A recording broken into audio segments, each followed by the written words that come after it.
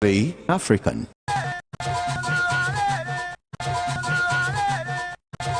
Audio. Oh. Mambe amo no kude. Surabi bano kube fika o ba mo gan de ti mo gbali o. Nkuvi bia che surabi kufofo de wa o so gbele tome. Nkuvi bia che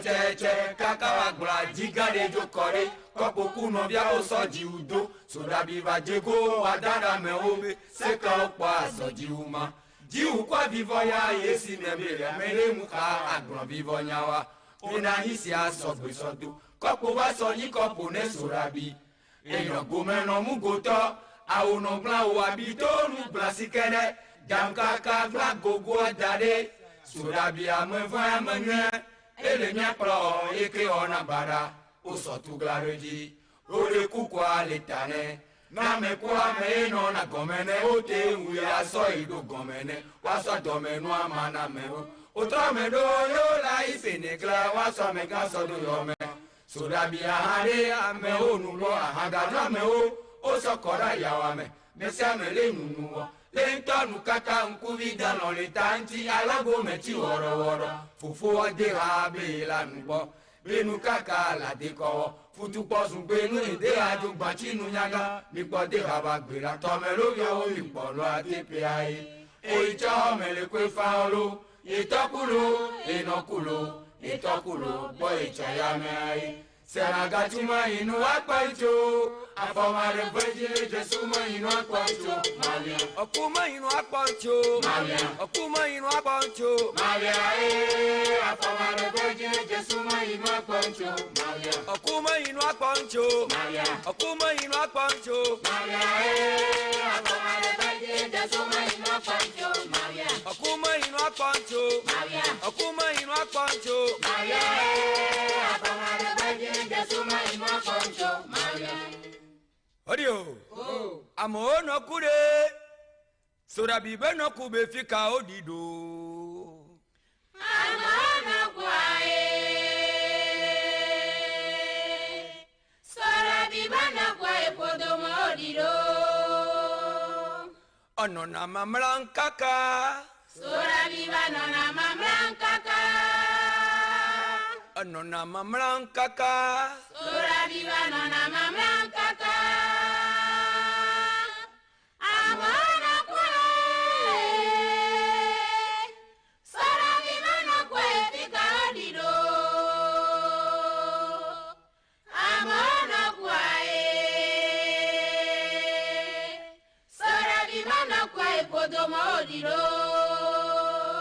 Audio. Oh. Mabe jogbe sele dolona gobede aya le zogbeje zobina ye choye tona zande. Jogbe sele dolona gobe aya le zogbe zobina ye choye tona zande. Be jogbe sele dolona gobede aya le zogbeje zobina ye choye tona zande. Jogbe sele dolona gobe aya le zogbe zobina ye choye tona zande. Jogbe sele dolona gobede aya le zogbeje zobina ye choye tona zande. Jogbe sele dolona gobe aya le zogbe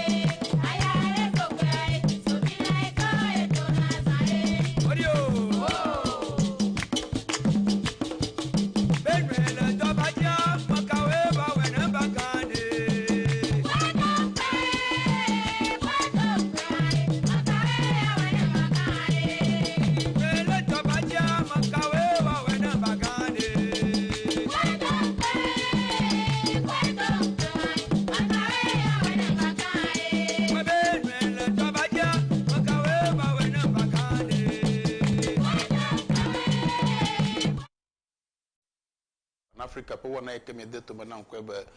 dumanyu maswa popo yi de matotogbi akoso adele melagbo vadas na gadre plafa parenti yele ntila kla gbogbo masi alebe nyega so no chu abadu nti ni manya nu ike na nya chu abadu nti yo do ma hie ike na sa mesede defo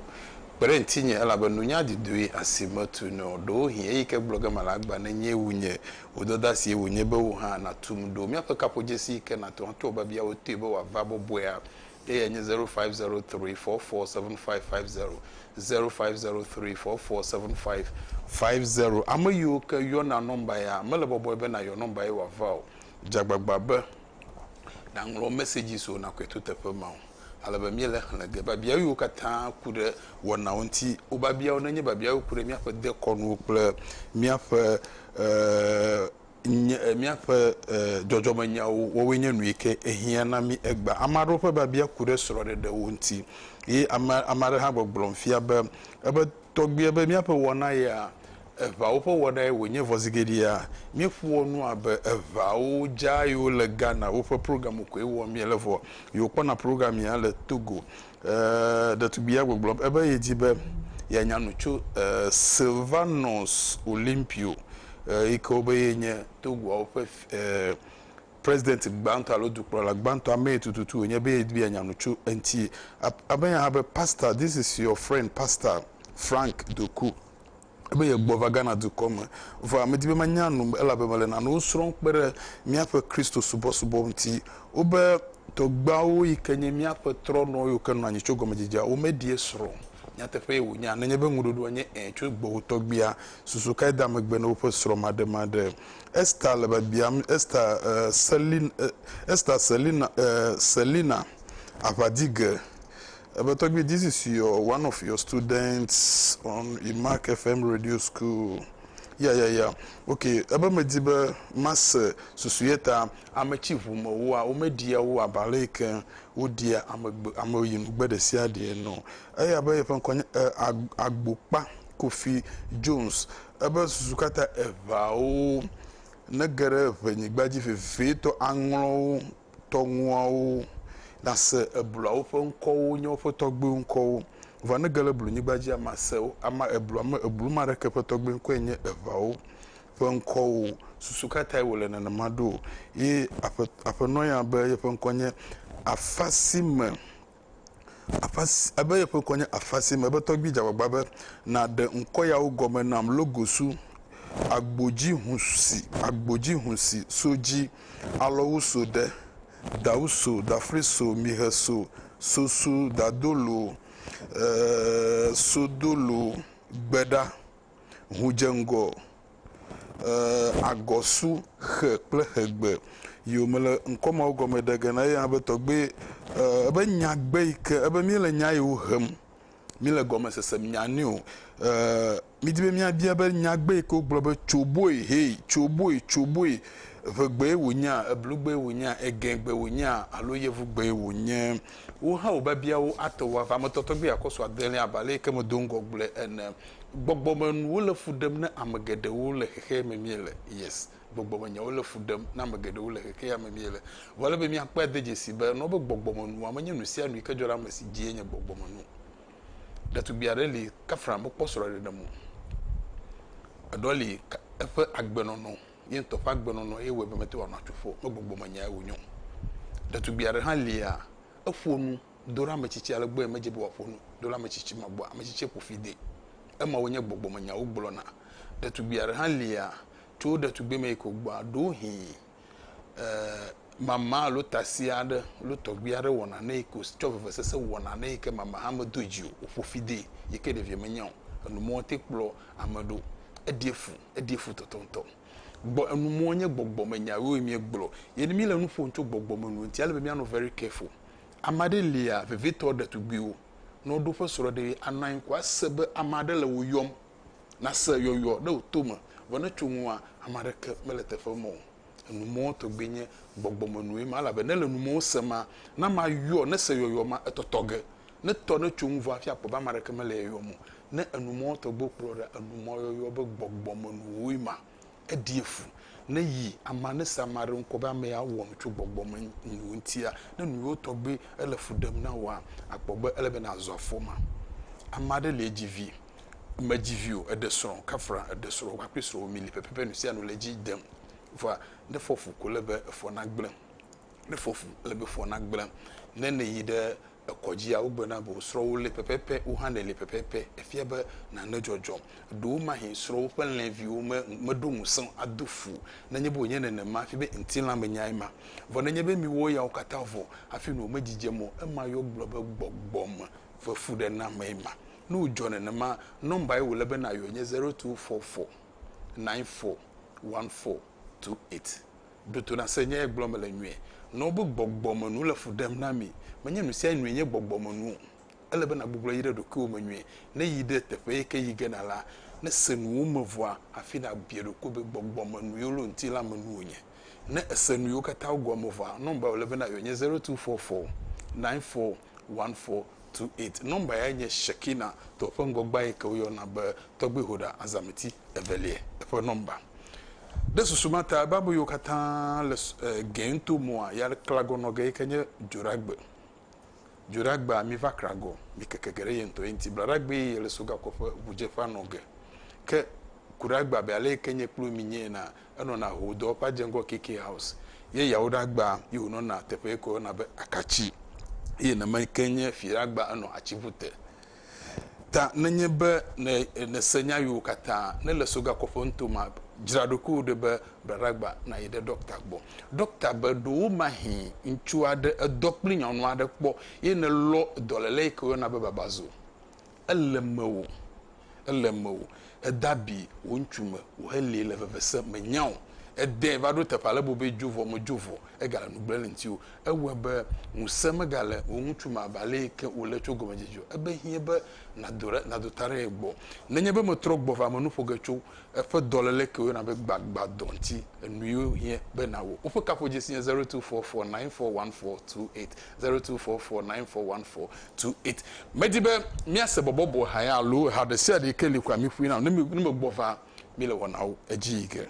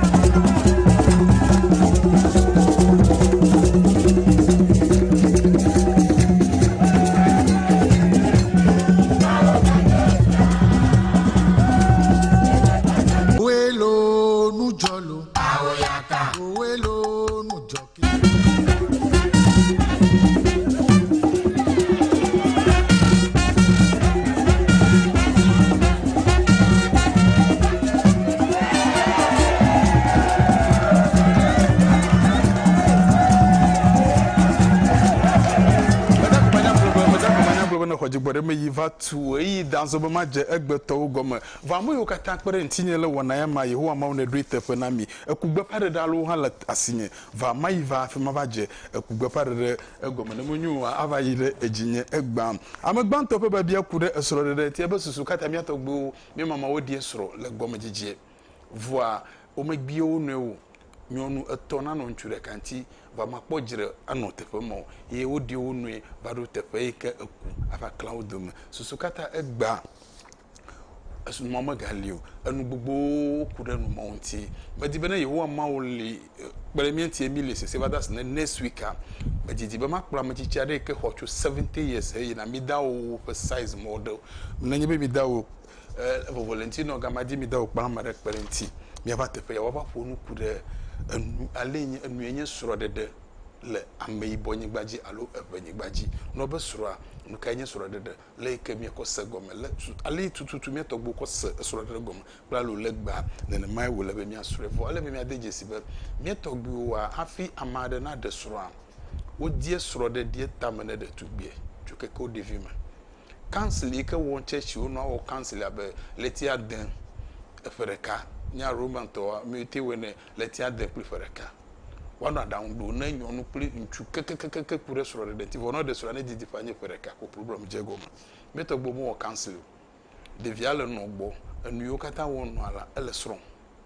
na nyebe eno pe de jesi be o pe de kakpia lo zozo ma eno ya pe na jeshi ebi elevia bi egeto mo nwi tonu ala be vie na de me ne be ke eno a ekpo ga de jesi be nchuba fo makama wo chu no me kailo si na nyibo hwede ma eno de ntuvie fa ye vigbo baba eno de ji susumata mi yo na obelo hodo ala be na me no wa ntuvie meten le togbo vago ta kpo be no nya kpo be ye vita zozo kple ntuma kwa eta esrogbe no fefia evie to amoado wonui agbe fo tuturu jia eje fefia vie ogoma hafi ntuvie mana dotara agbo bia ba wo de vimanti no eno a elike de vie elike de via ko soro dede elike afi waje gom vo egba enye matofumi oji manye manuti kpo me va de sewa chu nkoko ko ji la oji ne fondi ale wanu tipli conclusi sewa kla mo yuzo le osuku de deme atuvuvu tefe wo dola amoyu le tefe ma gbono no le si atuvuvu wonu ye kpomo le plenku wonu ye semo le pleto enu yo gbomo le kolodo keima vototo le manyeme le vume ne nka akple modu ko yide sku ne me gbova akple me gadu ne me gabo na nyimle ga akple me gadu mi no no mo sosogo vojila wa hafi mi amefa ma mi ade menu wo jie gbagba be e kadodo ade na no mi dobe ye wa jesi fome ikema de kakpe machu no me lo si wa build wo fa vi based on that ta fi de va yede soro de pa apobe non comme c'est bel amnovi de kuichocho savo na amnovi enu anyele gapopo mo vo egba no ka dodom amanya na ka twu ntwi ye kpinya no yenti aba yo dare bi le cancel wo no cancel ka wo mele na mo ye enu fa fi mo ka ta bazo abe ye vuo fa soro de pa gbe no no pa enu fa fi wo ava la fudem egba voda mo shishi over kwa ogbo abayire eji apoto ele ba bia ba to kukure de ma aba ye fa nkwenye pastor Frank doku pastor majesio ka be gbotwo evo de kwa jagba ba mojinu no ogbova pastor fa be bia nya ba yele no srom kude miato gbo fa enui nti ta ebe bia bia ba susu kata miato gbo o medie sro yekenye trono ebe obe trono medie sro nya tepo la gomeji trono medie sro abale mi le pom egbanu o medie sro ga kekenye pastor na ma do ba bia manti na we medie ma kokko ye the bible ma mi akpo Corinthians chapter 4 1 Corinthians chapter 7 verse 32 to 33 1 Corinthians to pa gbanlan gbanto eta dren pupi blato vove va ser blato voto ma ni le gbeme ebe nyedidi nyebe megachiji madedi o mutu si medesro o la shaji de apotola podon biblia le gbona no maro ebe nyedidi nyebe megachiji madedi o mutu si medesro o la shaji de apotola podon ke mutu srotola shaji de ke khama fo nu susumata mieto gbo trono medieso eta leblema mieto gbo po trono abe ameyu ke tere mawuti ukpo be di melonti o amomo to gbi ha omofuonu onyala kpanya senya ogbula ye nenye be edose na mekekeke no gela ma egbeme no kwama gbe no ko daji oko elebena se ta susu ye ta trono medie esro no bible ha gbule gbe mieto trono yo woli hohoho afi bible va ameibo nyigbaji susu mata mi no gbule mieto gbo nya mawu afi mieto yevu ocho bibra kove Bibra gbogbolo ebe 1 Corinthians chapter 7 verse 32 to 33. Ebe megachi jimadedi o mutu si medesro ola shiaji de apotola kodong. Kenyu tu ebe kenyu srotola shiaji de kekame fonu eye udina vevie be yaje yesrong. Ne desro akpobo nu wona ototroge. Yes. De sura bobo nu wona totroge susuma tai apoto Esther Selina avajige ebe mefia no Esther yepo ebe yidi de ebe susu kata amachifu mo mediawo le o mediawo abale kan amaku dio miatogbo po be nanye ba amachifu ma akubarai wonye manye kunyo onyo le bo anu hunare mu lo be amachifu ma me ka ejo bia ma oku ame no vuma okpafoku accident joko amaku pata amade kechi toma yoku amade kan amade de pletu alo amade kan de kafe kokua betogbo akuyo togbia oyebe ofumoku manye kunyi onyo tabe akuma mega va fumo mama gbere alo mega chifu mama wano sesebo fumo yetowa amashifu meviko oku ofumoku kutotota na makwa tepe ke okura tepe mano ko diedo konunu yo katali na wa wele tepema efiabe umedibe kadodo na no yo domi evumoku mo susuma takwe wole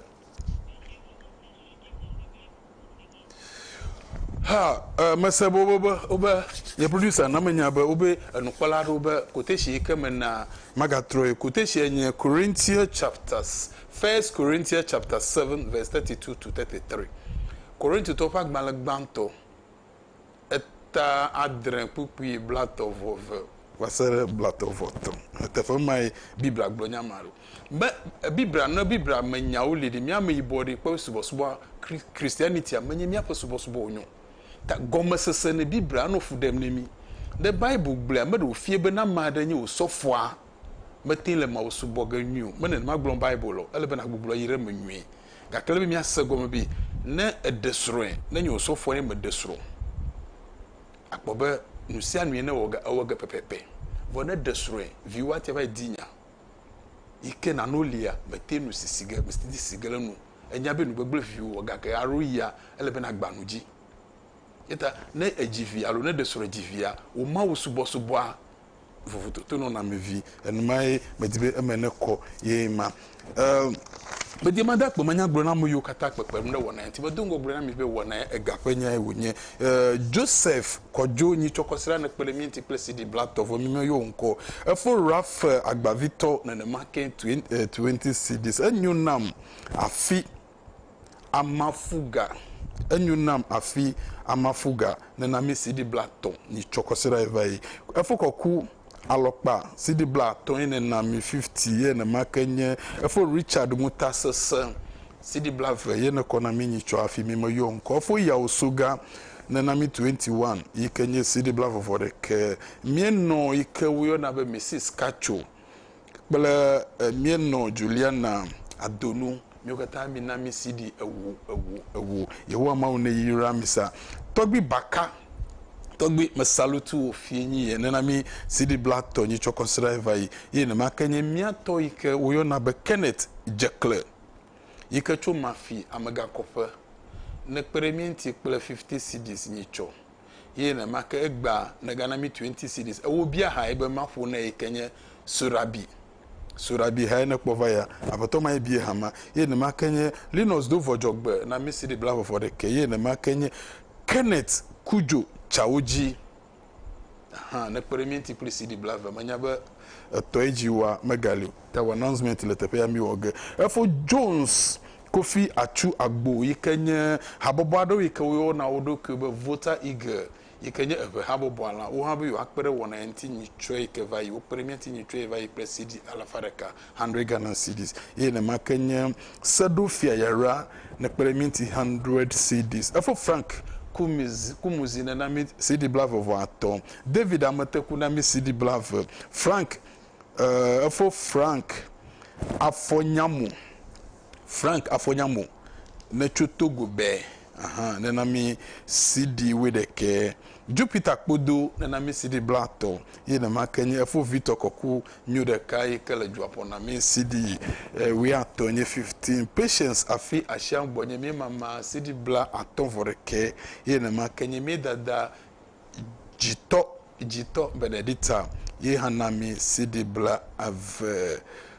medak bene amayo kata wo parenti na mi sedofia yara echo abotia kisifi na echo amayo kata parenti adojijo no ewo gebe wona anojiva ma sei popopwe medak be manya blo ne miawo ha kemeti made akugbe paye pe ko funeral announcement made akugbe paye pe kwa na maji to kukure dem tobi buapo ikenye dufia na mafi sasekpe Tobi Anaba Sasraku ikenye dufia na mafi jogaje iganye doma ofe fiaga Tobi Azuma etonlia ikenye mafi gidikpe number 2 tofe dufia mama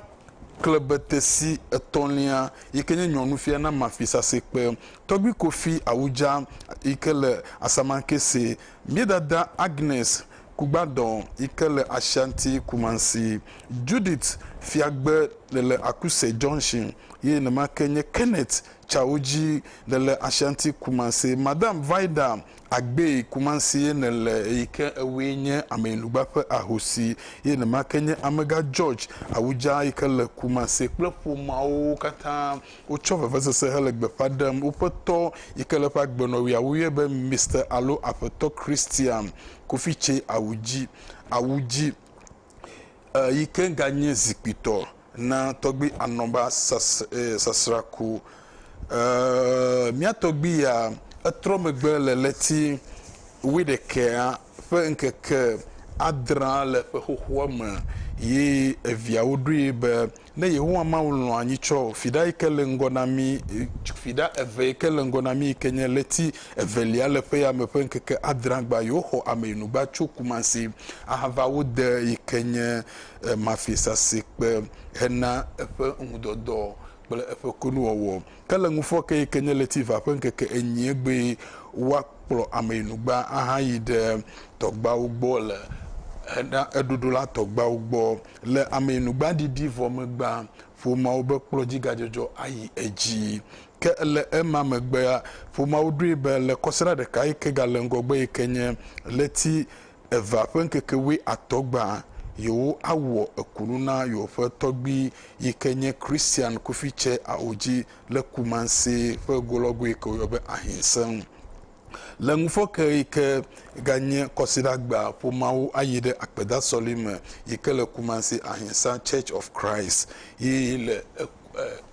akpeda solivo megba yewatro agbofa kufame hena ekunoji amenugba pe ahosi ko bredanye Vaida Agbe pomawo pe novi le amesia mekpem hena miafo Christian Kofiche Abaji pe didi pe ekunuwo nchi Emanyemia fo Kenneth Kujo Chauji etoa medakpe manya agbro na amesia mebo hojigbode ye meyi gava tu enyekpliwo letefe ya mia yide mia fa nuyoji apotare be bia be agbokpa Kofi Jones ebe edibi abia mi bede ebe susukata na yide epenyigba ojia na se eblu nkonye togbe nkona mado voa neva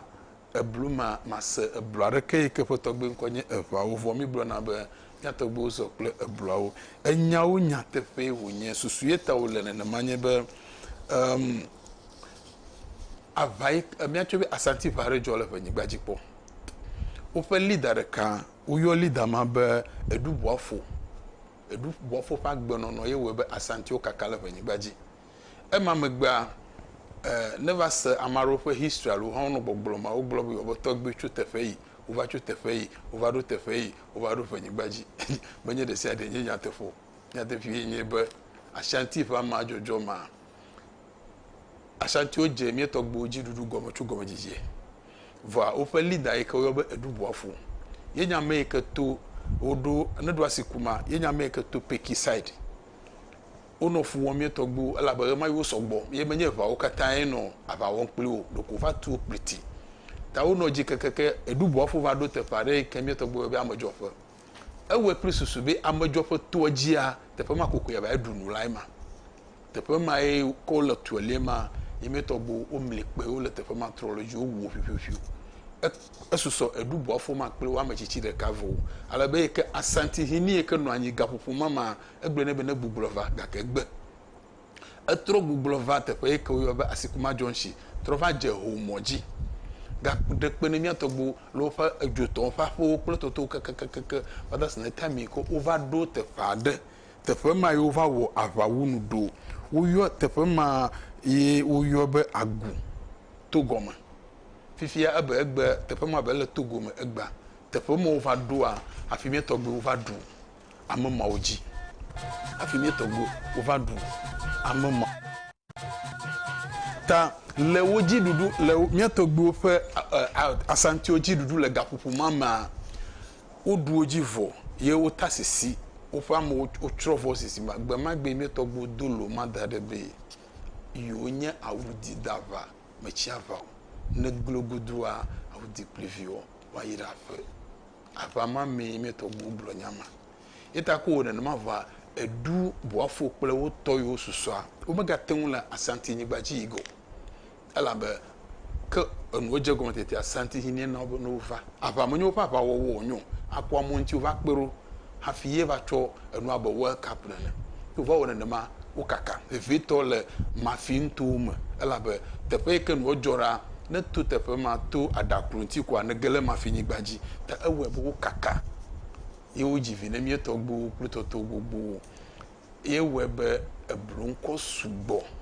le eveni gbaji aha voye ke nkupupu va ma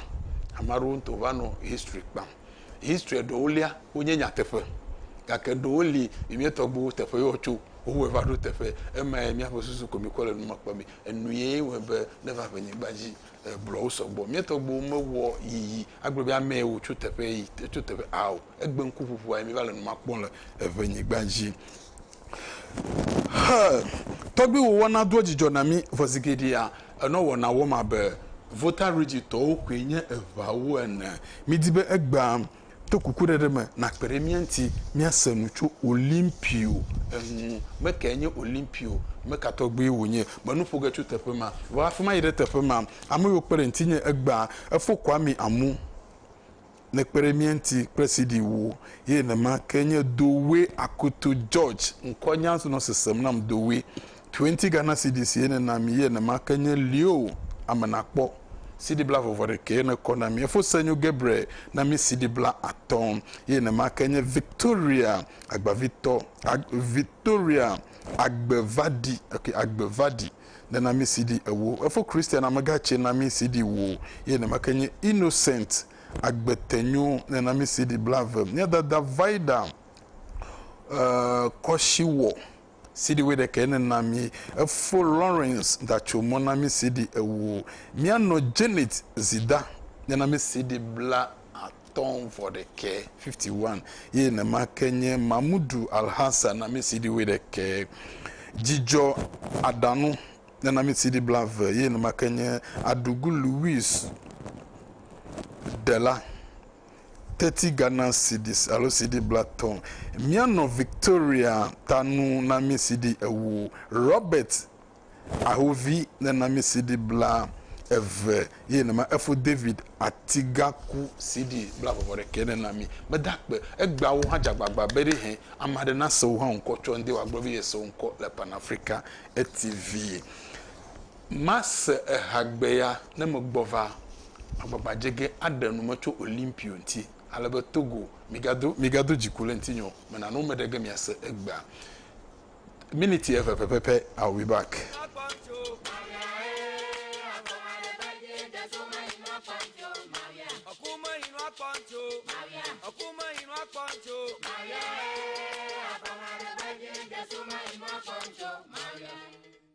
Odio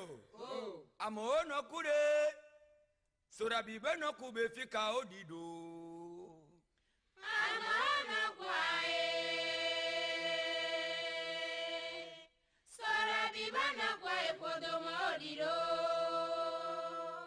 Anona mamrankaka. Sura viva nona mamrankaka. Anona mamrankaka. Sura viva nona mamrankaka. Amona kwe. Sura viva no kwe fika dido. Amona kwe. Yeah, my doctor, but me gava to me, egba mediba madam ba lenye wona ne wona yede enu gba nyekle anti Beatrice Agro egba nyekle mi leje gbogboro ga kure amagbenti Beatrice Agro egba nyekle mi leje ruga kure amagbenti abobe nyimenya magbo he egba mama gba fiego ta egba jagba be na note na die be na poroko be nu kajojoge ha agbeno no vale fudem mi ontu yo va gba mi fa kukum kaba ala be pressure ekele ntu jivama asogbo enu itututu nye mi afa problem a akpaganto nye eganyawo eva we be dolele kenye gbagbado alo stroke eva le fudem na mi ontu vevito na nye ntu ade na liga popo ya me ne lesan kwa kpobe awa mabli bo pete wozi okume dibia nuzi na ho elebe na nyanwe be gbagbado dibia jegom amare ne li wuta kparkana no dum vivi elebe na nyabe obi pia eleji amade lia no lia kpobe ne bia kwafo ji kwa kpobe afolok bitoto bi adonye bp fo gomajeje ye donye nuka stroke fo gomajeje na nuo togbile amodom da mega chiji mega blonde roku be o mana na ka wogo is normal male normal no gbona na ma no le modom na ma jesi de mo le fafia mo e dada le boboye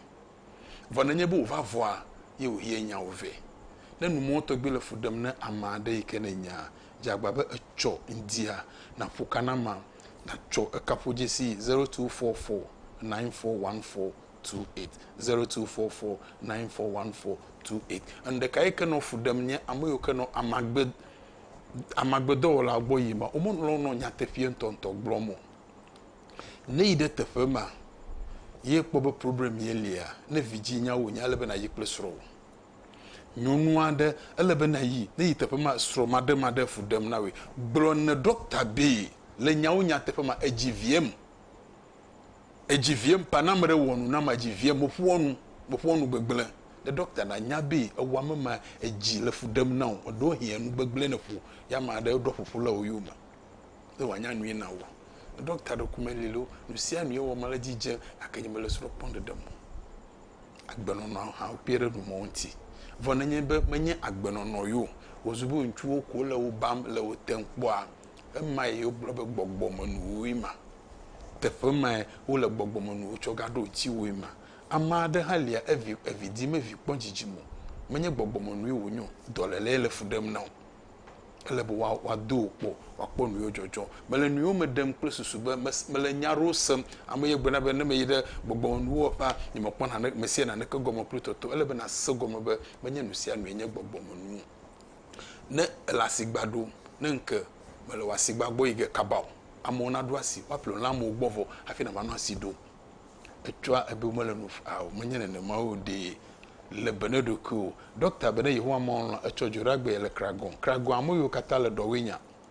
amoyo la shiama again pokwasi prototo kata metwa yi de doctor gbole kragon ne ma kenye kragon do fa memleda prokosida doctor wona dorete fema keblara gbe oro na soga kofa ke kuragbe no na ho ye yawoda gba yo no na Akachi Magava Hotel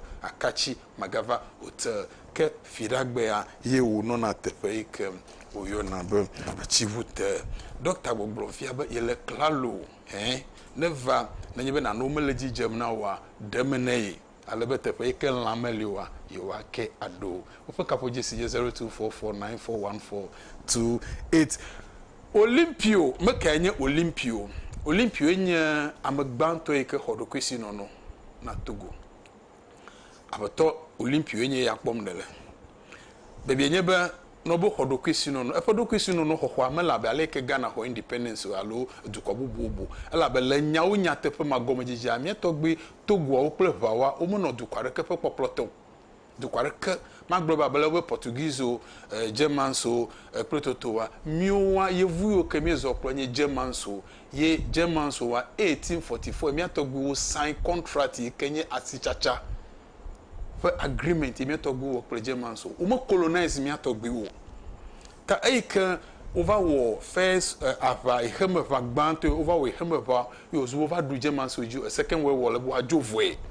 yo over ko midasi na amoyo mo lebe France Olympio va pe deje sibe enu leji ile gapofuma manyu elebe yo anu do kwesi gake o menamu elabe remayi gbromi la gbadagba lo soja mo no Togo to si yo gake Olympio a bebe nyebe amakai wonye woji Olympio le fa pere kala fa sheke ple eve 6 September 1902 yoji Olympio 6 September 1902 ye le nyawo nyatefema Olympio kpomila enye Togo vijiji voa efa kpade tso Brazil ye ofofo efomemo tsoa egalosi ta o de school yidengo gapopo mama no gbagbala nyala ekele Togoa Olympio parenti ta eva dafo be ya awonumo le susumata edongo sro gbegbeglo yo kata le yevusi yenye American va du president aten duo gbegbeglo abi English German France Portuguese ble Yoruba egblogbogblo yo kata alebe ko no vlema yevu kpobe no apoto etefo ye yimo la egbava defu ta in the year 1942 ye wo le Olympio de ho ta eno ho kekekeke no petition ngron kekekeke 1947 ye wo da sele Olympio ti tefe ma yo va we be no nenye be wa banye edukuro la ha mele bo anye president o ka bo ele bo anye prime minister fie be matwa no do kwesi be Togodu kata ya do sebe ya wo ka bo ele bo no France o fe popolotele gafofu mama ta in the year 1958 ye odako Olympio pomne le fia eyanto ple etu enyo ye kenye Olympio no vie nyonu vi fesro ye ko yobe Nicolas o pre Olympio ye odako na 1958 ye oduji abe prime minister na ta ye oduji voa Olympio no ye wonyebe ewe ple susobe ya pakopli Ghana alabe amoeji yevu to he matogo duike voter regime akpele Ghana ntia Olympio mojojino ta eno fighting be ya ho voter regime back ta ever webe yent of a force alabe gbadagba ikenye soldier over va Togo alabe asat 1958 soldiers womele Togo ta soldiers gbanto ike ukova Togo awonye ame alafa eve pe blaton 250 soldiers ye no Olympio si le gapofu mama ta enoji abe prime minister no force kekeke 1962 ye ogbubrodre abe president fully president na Togo kai kan gapofu mama eyade man no France ta yo sebe gbadagba over Togo fifie ke soldiers olia evava gbon Olympio be yedibi akbere soldiers onti Olympio gbe be 250 soldiers yo letefema enyo ejimajo eyade mo ta egbubro yide France eva no tefema alebe opri yivu va odeka alebe unoji kekekekeke yo gbova Ghana eva kple commandos am adre Olympio fa fe ke mo no gapopo mama ezwe soje so mo sugbota security de kape ekonosi le gapopo mama ta eke eyade makple wa mo gele tefema woten le Olympio boboe ye webe in the year 1963 ye uwoku na Olympio alebe wo head Olympio le ziji ye arohi sukuvio le miapo mabebi egebe date ka tututu yo woku ma ha wo de Olympio la le ziji on the 13th January 1963 le Olympio fa kuku vomegba akpobe enu megaleji jem abale ke ole egbe no gbagba ava yiji na nye benedi bi anya no cho Olympio ntia yenye ema bada akpoba nya gboro na mototogbi akoso adenia melegbo cho fifia bada sene wona fa no yedoda se wonye be masubo ha to wonye be na kpere ntinye le gafofo yama elebe na kpere ntinye le gafofo no adam amare bi ele emie no emie hafo like obe shikata fa ha kinka obe nenye be kinka shikata fa ha kinka le mi gba mi ade kpo menam mi fuina mo be minute am enene alebe nyoto amade kpo me via le teƒe ne mi yi de wɔna dzi ke kpere mi ŋuti mumu nɔmba ma le teƒe ma 0243 408086 0243 408086 ema nye mumu ƒe nɔmba yi ke na kpere wɔna nti megblɔ be de me ƒle time nu sia nu yi ke miawɔ alebe time na nɔ anyi ya miawɔ ame aɖe ma gbɔgblɔ be wɔna yi wònɔ kpɔm le Togo vɔ yodi bi ase no tso Olympio nti eɖewo hi miwo hã mi le kpɔm tso keke Ashanti region alo Central region wo hã kpe mi nti be wɔna na nɔ anyi miase hae megbɔna. Mbe amewo nɔ ku ɖe soɖabi be nɔ ku be fika wo ɖi ɖo. Amewo nɔ kua ye soɖabi be nɔ kua ye kodomo wo ɖi ɖo.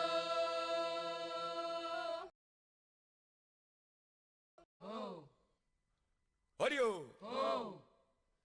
Soɖabi tɔkɔ aŋe gaba ne ɖe mi go amegã deti me gbali o. Odio. Soɖabi tɔkɔ aŋe dɔva ne ɖe mi go amegã deti me gbali o. Kɔkpe sukulu be nɔviwo ne dze mɔ. N'akpɔ ŋkume ɖe amegã detia. Bia kɔkpo ku sandelawo. Sandelawo ne dɔn va. Bia kɔkpo ku nɔviawo dzo dze mɔ. Dzinigo gã dze ŋkɔ na wo. Bia kɔkpo ku nɔviawo dzo dze mɔ. Dzinigo gã dze ŋkɔ na wo. Ne woayi tsɔme ne soɖabi. Soɖabi ku fofoa de hawo sɔgbe le tsɔme. Ŋkuvi bia tsɛtsɛtsɛ. Soɖabi ku fofoa de hawo sɔgbe le tsɔme. Ŋkuvi bia tsɛtsɛtsɛ kaka wa gblɔ adi gã ɖe dzo kɔ ɖe kɔkpo ku nɔviawo sɔ dziwu do soɖabi va dzego wa da ɖe amewo be sekawo kpɔ azɔ dziwu ma dziwu kɔ vivɔ ya yesi ne be ame ɖe mu xa agblɔ vivɔ nya wa yina yi sia sɔgbesɔdo kɔkpo va sɔ nyi kɔpo ne soɖabi enɔ gome nɔ mugotɔ awo nɔ gblã wo abi to nu gblã si ke ɖe dzamkaka gblã gogoa da ɖe. Soɖabi ameve amenye ele miakplɔ eke wɔna baɖa wosɔ tugla ɖe dzi woɖe kukua le ta nɛ n'ame ku ame ye nɔna gɔme nɛ wote ewu ya sɔ yi ɖo gɔme nɛ woasɔ dɔmenu ama na amewo wotrɔ me ɖo ne wola yi senekla woasɔ ame gã sɔ do yɔme soɖabi aha ɖe amewo nugbɔ aha gaɖo amewo wosɔ kɔ ɖe ayawa me mesia me le nunu wɔ. Le ŋutɔ nu kaka ŋkuvi dalɔ le ta ŋuti alago metsi wɔɖɔwɔɖɔ fofoa de ha be la nugbɔ be nu kaka la de kɔwɔ futukpɔ zugbe nu de ha dzo gbatsi nu nyaga. Dakpo manyagblɔ be ne xɔ dzigbɔ ɖe me yi gava tu babiawo dzi yi le teƒe ya vɔ ame dakpo manyagblɔ ne Emmanuel Agrobɔni nenami sidi blaveve ye nema ke nye efo Julius Clinton sidi blave nenami efo Christian Dagble nami 20 CDs ye nama ke nye efo Filimo Awulisu nenami sidi bla atɔn 50 Ghana CDs Afewu Moses nami sidi wedeke ye nema ke nye Jafet Kojo de nenami 20 CDs alo CD blave Livingston Agbawu nami CD wedeke Botri Kosi Basile nenami CD bla eton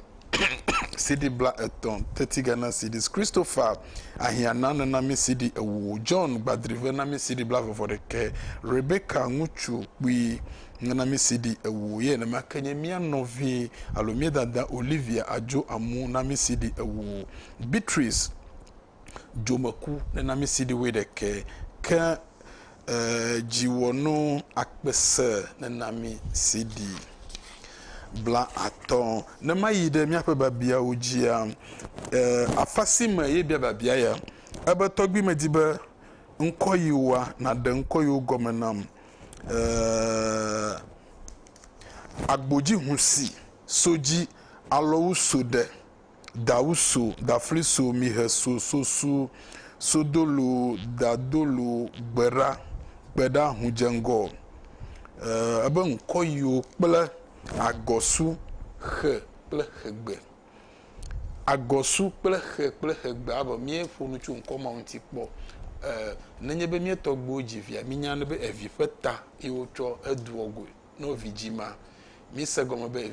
ɖevi ɖe sia ɖe nua dzi wo ta ye wotsɔ he duɔ vɔ ɖe susu aɖewo ta alo de dole la do ta na nye wo yere devia de jige ye ko devia pa afo ye do gban wo yo devia ma na nye ntwa wo ye be he na nye nyono wo ye be hegbe gakele hete pa ntwu amado yo ntwi be agoso tane se agoso ada na nya be ka togbi ke tonkoma ka wo le jima wa fo e wo kodo gban menye fe tai kodo susuma tai ka boyi ka be logosu agboda hunsu soji alowuso ple dawuso ple hunjego ple toma nkomo kata nye vudusi o fe viwo fe nko vudusi o wo we no nkoma ocho tana mare ne se nkoma kwa nya be ma vudusi e wonye ne se bola mare be hunjengo gbeda dafliso midao ple ne nkoma o se nkwa dawuso soji alowuso de dafliso mi heso sosu munjengo pletoto ma amoma nkomo katanye vudusi ofenko nene mai ulema abato ya abato bi nkonyenye David amouji bedi ma bia ba mieno enya yovlem enya bienye choboi he choboi ebe medi ma bia bedi enya gbe ya de blugbe wonya efegbe wonya egengbe wonya lo alo ba biaro le mokure mi afa de konuntiudi chobo e magblomi no e menye efegbe wonyo menye blugbe wonyo menye adagbo wonyo mi togbo gomajia sukumo no tefoyo tana no le ale wo ha o se lo botomi ale wa to wa gble ye mo ha lo gble o chine ma le pore mo mi le de fi mo bi tanga si to ogbo kemi mi no sisi pe mi to sisi tan cancer ima mo le bi tanga sito ta chobo ma glomoli we na yevu va na nye be jijo popo le do won vo du na wa jinja lo wan na be jijo ala no no be share the boys ima mi to gbo va se obi chobo yo va chine no ma menye blue bonyo menye fogbo wonyo ne no mai wole egba amle ha majijimbe no hafo no mo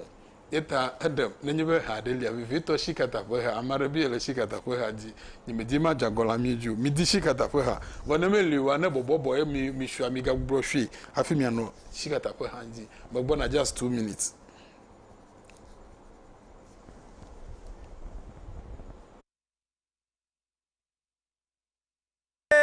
Sarakahi asawa sarakawa sawana fakuwa bima tutumone sawana fakuwa bima tutumone sawa sarakahi sawa sarakahi sawa